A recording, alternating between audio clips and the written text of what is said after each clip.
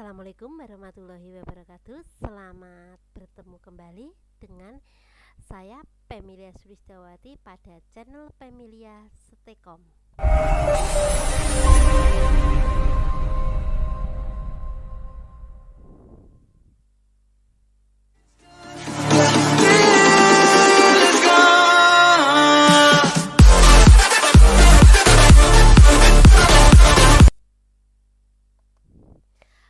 Selamat pagi, selamat bertemu kembali. Bismillahirrahmanirrahim. Semoga pembelajaran pada pertemuan keempat kali ini diberikan kelancaran dan kemudahan serta keberkahan. Amin.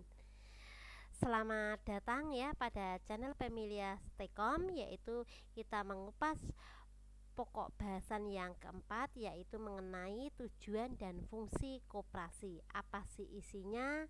Apa sih elemennya? Mari kita kupas bersama isi dalam bab 4 ini ya. Minggu lalu kita telah mengupas mengenai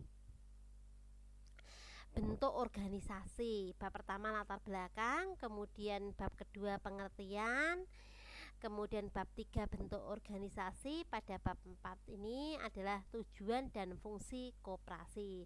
Sudah tidak asing ya, tujuan dan fungsi koperasi itu paling kalian sudah pernah baca-baca ya. Oke.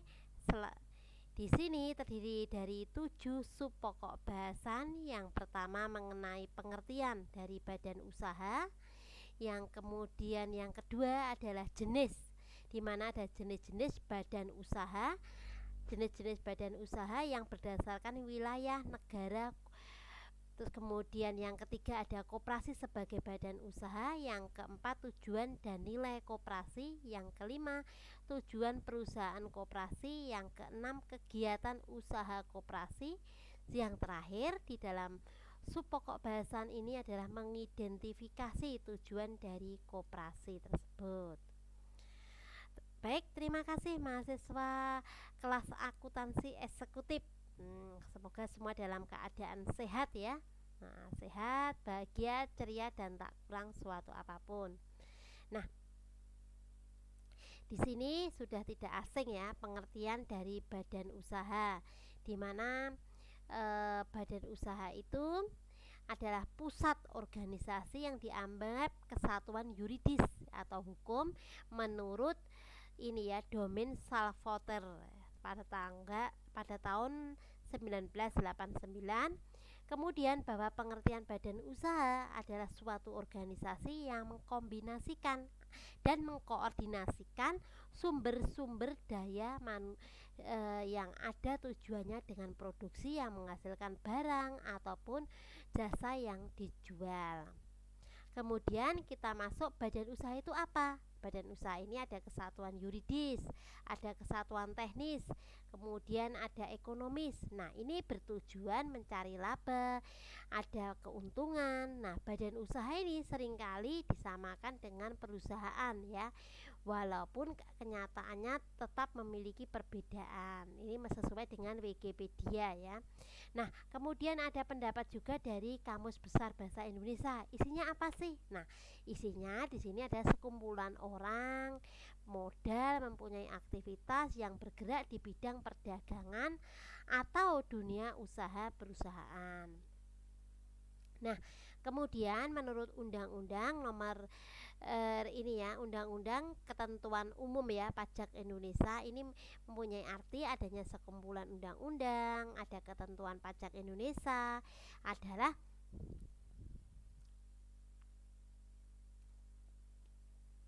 ini ya, orang atau modal yang merupakan kesatuan. Nah, ini baik melakukan usaha, tidak melakukan usahanya. Terus kemudian ada badan usaha ini juga kesatuan yuridis juga ya, ada ekonomis, ada faktor-faktornya. Kemudian ini ya bertujuan mencari apa? Mencari laba, mencari layanan masyarakat yang disebut dengan kesatuan yuridis. Nah, karena badan usaha ini pada berbeda dengan hukum ya yang disebut kesatuan ekonomis karena faktor-faktor produksi. Nah, badan usaha ini terdiri dari sumber daya alam, kemudian ada modal, ada tenaga kerja yang dikombinasikan untuk mendapatkan laba. Ini adalah memberi layanan kepada masyarakat ya. Badan usaha ini bertujuan mencari laba yang dimilikinya, seperti sektor swasta ya, ada Astra, saya contohkan Unilever, Indofood, Wingfood ya, dan masih banyak lain. Nah, kemudian dalam kehidupan sehari-hari ini ada badan usaha yang mencari ini ya. Badan usaha ini adalah dalam kehidupan sehari-hari ini badan usaha dan perusahaan yang mempunyai pengertian yang sama pandangan, yaitu menyamakan badan usaha perusahaan, yaitu dimaklumi bahwa badan usaha dan perusahaan ini mempunyai kesatuan melaksanakan kegiatan. Namun dirantai dengan kegiatan badan usaha ini merupakan ini ya kesatuan yuridis ya, ada kesatuan yuridis, ekonomis. Perusahaan ini merupakan kesatuan teknis juga. Kemudian juga ini produksi. Nah, sebenarnya adalah bagian dari badan usaha yang tugasnya menghasilkan barang dan jasa. Nah, kemudian di sini ada beberapa ya, ada beberapa yang disimbolkan badan usaha mempunyai arti, yaitu sekumpulan orang, kemudian ada modal, memiliki aktivitas yang bergerak di bidang perdagangan. Kemudian atau bidang usaha yang bertujuan menghasilkan keuntungan. Nah, kemudian di sini ada yang yang kedua, ada jenis-jenis badan usaha berdasarkan wilayah negara. Ini ada BUMN, kemudian badan usaha milik daerah, badan usaha milik swasta. Kalau BUMN sudah tidak asing ya, kalian sering lihat ya, ada perusahaan jawatan, kemudian Perum perusahaan umum, Persero atau perseorangan. Nah, kemudian ada perusahaan ini ya, badan usaha daerah, sering ada sekali ya, seperti ada ya, perusahaan daerah itu ada air minum misalkan, atau mungkin sesuai dengan apa yang ada di potensi apa yang ada di daerah tersebut. Nah, jenis badan usaha milik swasta itu seperti Firma, PT, CV ya, ataupun Persero. Nah, Firma disingkat dengan FA. PT Perseroan Terbatas. Kalau CV Komandite Footnote ya. Persero atau perusahaan perseorangan. Nah, kemudian di sini ada 5 ya, 5 jenis ya. 5 jenis badan usaha ini dapat dikelompokkan berdasarkan kepemilikan modal, wilayah, negara. Nah, ini berdasarkan apa yang dilakukan ini adalah badan usaha ekstraktif, badan usaha agraris, industri, perdagangan, dan badan usaha jasa. Kalau ekstraktif ini badan usaha yang mengambil ini ya, yang telah tersedia, contohnya dari alam. Ekstraktif ini misalkan Pertamina, Bukit Asam. Agraris ini otomatis ya bidang kebunan. Nah, ini misalkan badan usaha ini membudidayakan tumbuh-tumbuhan segala berkaitan dengan pertanian, sebagai contoh badan usaha agraris ya, atau PT Perkebunan Negara, badan usaha pembibitan, badan usaha tambak misalkan seperti itu. Nah, kemudian di sini ada ini ya, badan usaha industri. Ini adalah mempunyai nilai di mana meningkatkan ekonomi barang dengan jalan mengubah bentuknya. Contohnya PT Kimia Farma ya, yaitu diubah menjadi bentuk-bentuk obat misalkan seperti itu ya. Kemudian ada badan usaha perdagangan. Ini adalah aktivitas yang berhubungan dengan menjual dan membeli ya, tanpa merubah bentuknya, dengan memperoleh keuntungan. Sebagai contoh apa perdagangan, yaitu di bidang matahari misalkan, atau mungkin Indomaret, Alfamart, yaitu tidak merubah bentuknya. Kalau jasa ini ya, jasa merupakan kebutuhan konsumen yang menyediakan pada masyarakat, seperti Bank BRI ya. Nah, Nah, kemudian kita masuk adanya jenis badan usaha berdasarkan kepemilikannya. Ini mempunyai 4, yaitu sudah saya singgung di atas tadi ya, yaitu badan usaha milik swasta, badan usaha milik negara, daerah dan campuran, BUMS, BUMN, BUMD dan badan usaha campuran. Nah, kemudian badan usaha swasta ini adalah milik swasta nasional dan asing, tujuannya adalah mencari laba. Nah, kalau badan usaha negara, badan usaha yang milik negara, pemiliknya adalah negara ya, negara, pemerintah, badan usaha kereta api atau PT Timah Bangka dan PT Peri Peruri ya, atau yang membuat uang-uang itu ya, baik uang logam maupun uang kertas ya, PT Perum Peruri. Badan usaha milik daerah itu BUMD ya, badan usaha adalah badan usaha yang dimiliki oleh pemerintah daerah atau BUMD atau Bank Pembangunan Daerah atau BPR ya. Nah, kemudian ini ada badan usaha campuran, ini misalkan badan usaha yang modalnya dari swasta ya, swasta lagi dimiliki ya, nah pemerintah. Nah, kemudian badan usaha campuran ini mempunyai pembangunan jaya modal investasinya oleh Pemda DKI dan pihak swasta lainnya, seperti adanya yang dulunya memakai ini ya, Metro Mini, sekarang sudah jarang ada, sekarang sudah pakai lebih bagus lagi, misalkan Transjakarta atau mungkin batik Solotran atau ya, jadi lebih digemari masyarakat, lebih bersih dan juga keuntungannya juga lebih meningkat karena banyak dikesenangi ya. Kalau dulu hanya bahan bakarnya pakai solar, sekarang sudah pakai bahan bakar pakai pertalite atau bensin, jadi tidak mengeluarkan asap yang begitu banyak misalkan. Dan juga dulu tidak AC, sekarang bis sudah menggunakan AC, tempatnya juga sudah bersih, juga terkontrol dengan rapi. Jadi orang semakin banyak menggunakan bis umum ya, kalau dengan seperti itu, misalkan seperti itu ya contohnya. Oke, ini kita masuk jenis berdasarkan wilayah negara. Ini ada PT atau Persero, CV, Firma dan koperasi ya atau yayasan. Nah, ini badan usaha penanaman modal dalam negeri, badan usaha penanaman modal asing, fungsi komersial, ada juga fungsi sosial. Nah, kemudian ada juga ini ya, fungsi dari pembangunan ekonomi.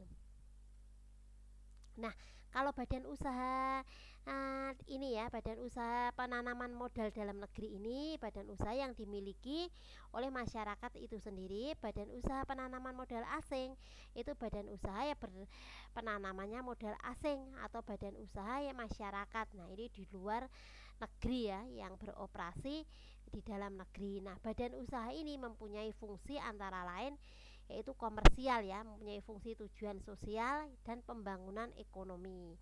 Nah, kemudian badan usaha komersial ini yaitu mempunyai tujuan memperoleh keuntungan, memperoleh keuntungan secara optimal ya, badan usaha yang menghasilkan produk yang bermutu baik harga yang bersaing. Kalau sosial itu adalah fungsi yang berhubungan dengan langsung tidak langsung ya kepada masyarakat. Nah, misalnya dengan adanya penggunaan tenaga kerja yang hendaknya lebih memprioritaskan tenaga kerja berasal dari lingkungan sekitar. Kemudian ada fungsi pembangunan ekonomi, badan usaha ya, pemerintah pembangunan ekonomi dapat membantu pemerintah meningkatkan ekspor ya, sebagai pembangunan tangan pemerintah dalam pemerataan dan pendapatan masyarakat. Nah, yang ketiga yaitu mengenai koperasi badan usaha. Nah, koperasi badan usaha di sini, badan usaha ini adalah suatu organisasi ya. Badan usaha itu atau perusahaan ini suatu organisasi mengkombinasikan dan mengkoordinasi sumber-sumber tujuan ya memproduksi. Nah, ini menghasilkan barang dan jasa. Koperasi badan usaha ini sesuai dengan Undang-Undang Nomor 25 Tahun 1992. Ini badan usaha. Koperasi ini tunduk ya dengan kaidah-kaidah perusahaan. Nah, prinsip-prinsip ekonomi ini berlaku dengan mengacu konsepsi ya, sistem bekerja ya. Kemudian pada suatu badan usaha maka koperasi ini sebagai badan usaha juga memperoleh kombinasi manusia dan aset-aset fisik ya, dan non fisik. Kemudian ada informasi dan teknologi ya. Kemudian kita masuk adanya koperasi ya. Koperasi ini badan usaha yang langka ya, badan usaha yang maka ada apa saja di situ. Koperasi itu harus tunduk ya pada kaidah ekonomi, kemudian ada prinsip ekonomi yang berlaku. Kemudian yang kedua, mampu menghasilkan keuntungan dan mengembangkan organisasinya dan usahanya. Yang ketiga yaitu adanya anggota sebagai pemilik sekaligus pengguna jasa. Yang keempat, memerlukan sistem ya, sistem manajemen usaha, yaitu ada keuangan, teknik dan sebagainya ya. Kemudian ada informasi ya, organisasi. Nah, kemudian kita masuk yang sub yang keempat, yaitu menurut Profesor William Gladwell 1984 adanya manajemen terkemuka, yaitu adanya Geiger dalam bukunya Strategi Manajemen and Business Policy ya, to second ya, yaitu mendefinisikan adanya tujuan. Nah, ini ada tujuan perusahaan sebagai faktor sebagai dicarinya organisasi dari melalui eksistensi dan operasinya. Kemudian kita masuk selanjutnya ada Gluwik ya, menjelaskan 4 alasan mengapa perusahaan ini mempunyai tujuan, yaitu tujuan yang pertama membantu mendefinisikan organisasi dan lingkungannya. Yang kedua, membantu mengkoordinasikan keputusan dan pengambilan keputusan. Yang ketiga, tujuan menyediakan norma melalui pelaksanaan prestasi organisasinya. Kemudian yang terakhir yaitu tujuan sasaran ini adalah lebih daripada nyata ya. Sasarannya lebih dari nyata daripada pernyataan yang misi. Kemudian dalam merumuskan ini ya, dalam merumuskan yang perlu diperhatikan dalam keseimbangan ini adalah kepentingan ya pihak-pihak perusahaan. Nah, tujuan dari perusahaan ini tidak terbatas ya untuk memenuhi kepentingan masyarakat, manajemen misalkan.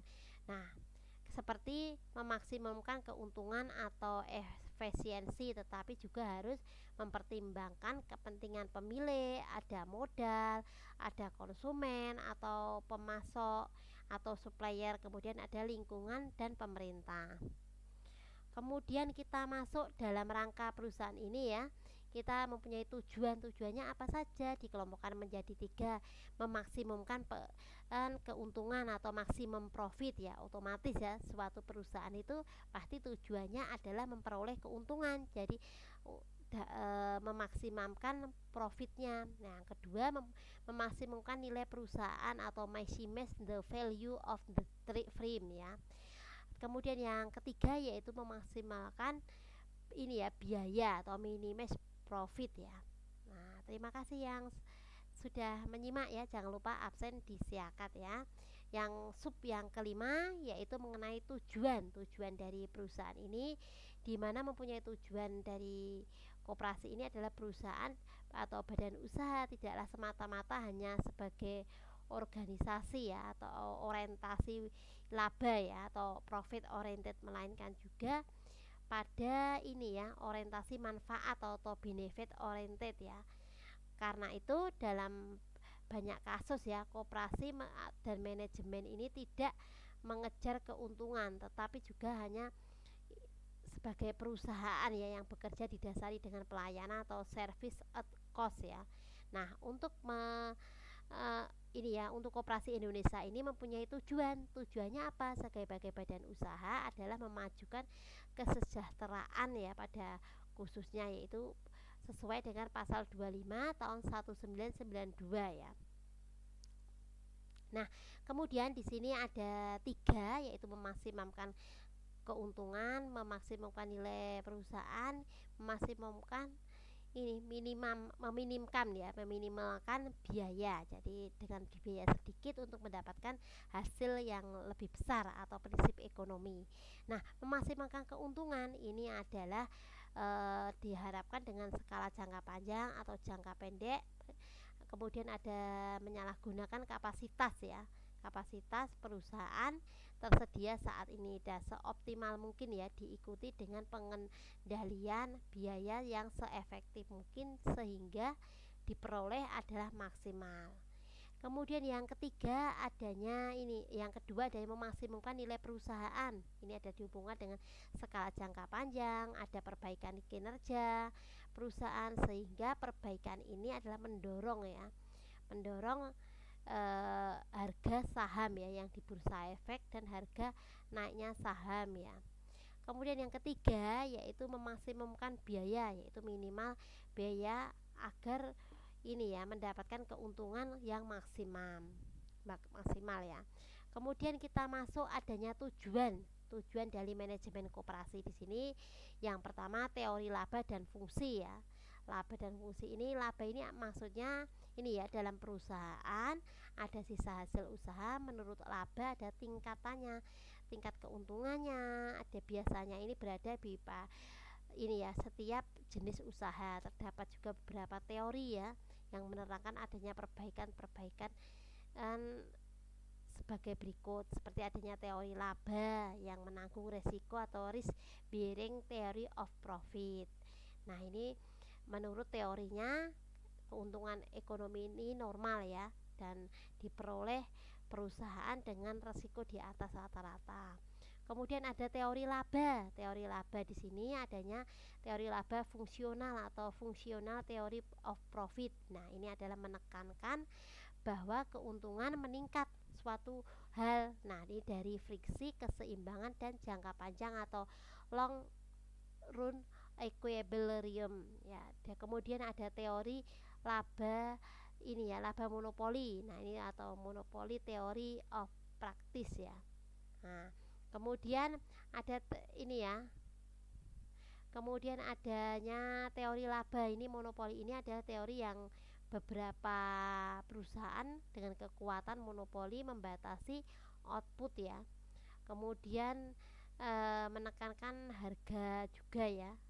Menekankan harga di sini maksudnya di dalam laba monopoli ini mengatakan bahwa perusahaan ini mempunyai kekuatan membatasi output dan menekankan harga lebih tinggi daripada perusahaan yang beroperasi dalam kondisi persaingan sempurna ya.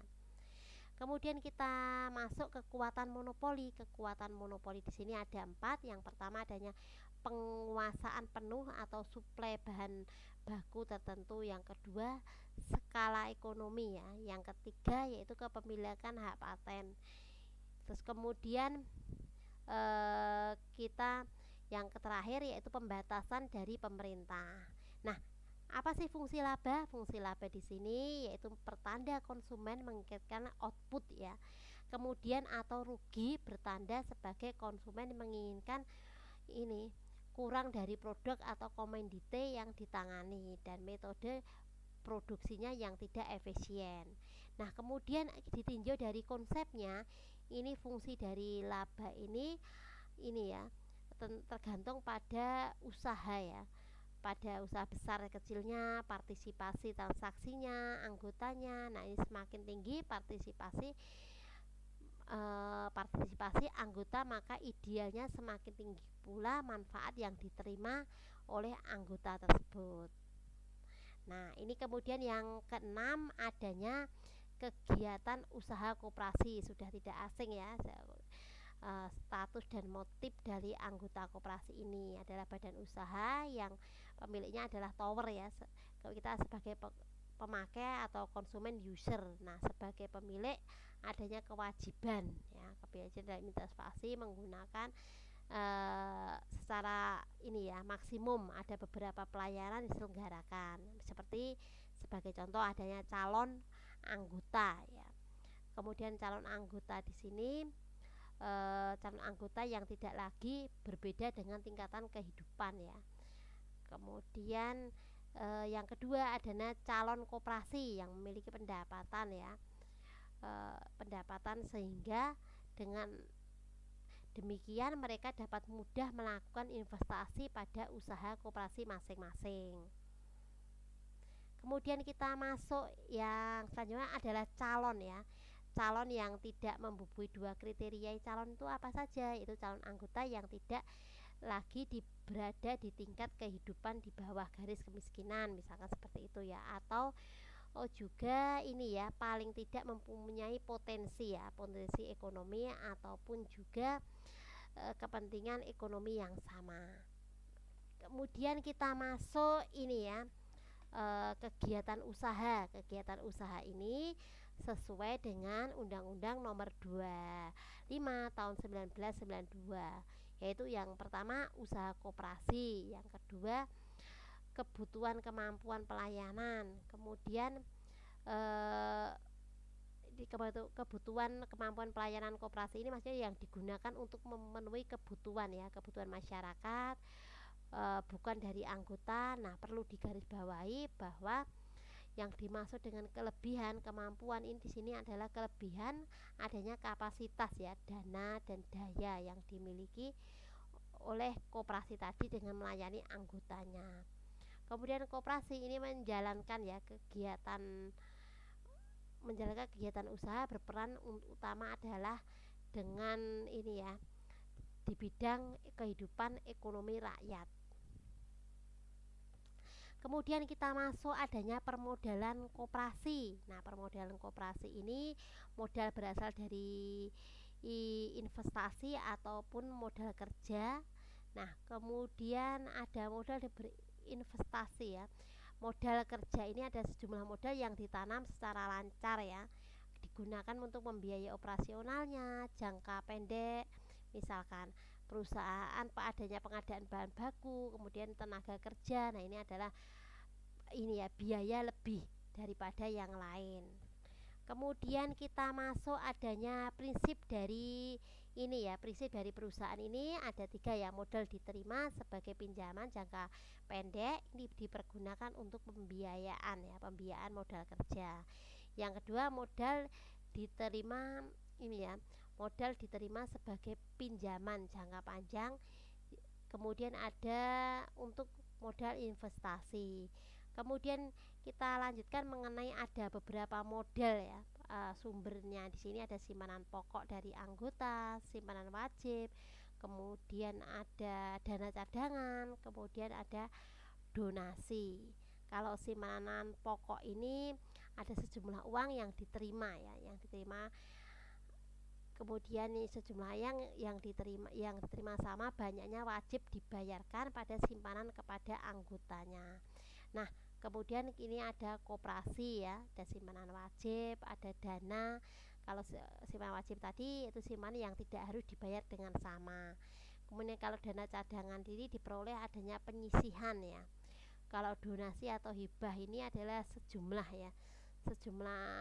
uang atau barang yang dinilai kemudian disumbangkan kepada pihak ketiga tanpa suatu ikatan atau kewajiban mengembalikannya.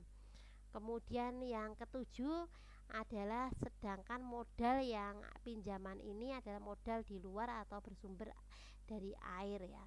Nah, kemudian anggota ini adalah pinjaman dari anggota atau calon anggota koperasi lainnya ya.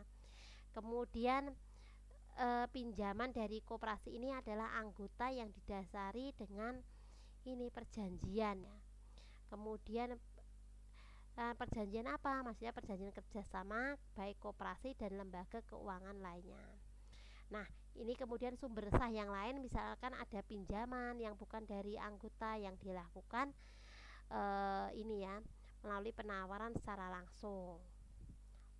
Kemudian kita masuk adanya sisa hasil usaha. Sisa hasil usaha ini ya, sisa hasil usaha merupakan pendapatan koperasi ya yang diperoleh dalam 1 tahun. Nah, kemudian dalam bukunya ini ya sesuai dengan Undang-Undang Nomor 25 Tahun 1992 ya, untuk memperoleh banyaknya ini ya penjelasan ya, yang penjelasan ini satu sama lainnya ya diperoleh kemudian dipusatkan ya dalam rapat anggota. Nah, ini adalah ada dana cadangan, dana pendidikan, ada dana sosial, dana pembangunan daerah, pengawas dan lain-lain. Nah, sisa hasil usaha ini adalah ini ya, hak ataupun anggota ada pembagiannya ya pada prinsip. Nah, prinsip di sini maksudnya prinsip eh, kepada anggotanya mempunyai prinsip ya, untuk prinsip untuk berpartisipasi ya. Nah, kemudian lembaga ini ekonomi sebagaimana lembaga yang em, lainnya dan sosial. Kemudian ada pembinaan, pemberdayaan, koperasi ya. Tidak lagi ada dengan cara upaya meningkatkan pelayanan. Tujuannya meningkatkan kesejahteraan dan kekuatannya ya. Kemudian kita masuk tujuan dari mendefinisikan perusahaan ini. Tujuannya adalah badan usaha tidaklah semata-mata dengan ini orientasi. Nah, ini ada laba atau profit oriented. Nah, ini melainkan dengan juga orientasi ya, manfaat, adanya peneliti benefit. Nah, karena itu ada yang mengejar ya kekuatan ya. Kekuatan, kemudian adanya keuntungan juga. Ini sesuai dengan ini ya, adanya pelayanan service of cost. Ini sesuai dengan Undang-Undang Nomor 25 Tahun 1992 Pasal 3. Ini ada tujuan yang dijabarkan, ada beberapa aspek program manajemen. Kemudian kita masuk ke terakhir, intinya tadi dari adanya ini ya, bab 4 tujuan dan fungsi dari manajemen tadi ya, manajemen koperasi ya. Nah, terima kasih yang sudah hadir ya. Semoga bermanfaat untuk kalian semua ya materi pada pagi hari ini. Oke, saya rasa cukup ya. Nah, kalau Oke, saya rasa cukup. Demikian tadi pertemuan yang keempat mengenai fungsi dan tujuan dari ini ya, koperasi ini tadi, fungsi dan tujuan dari koperasi ini tadi ya. Oke. Sekian, wassalamualaikum warahmatullahi wabarakatuh.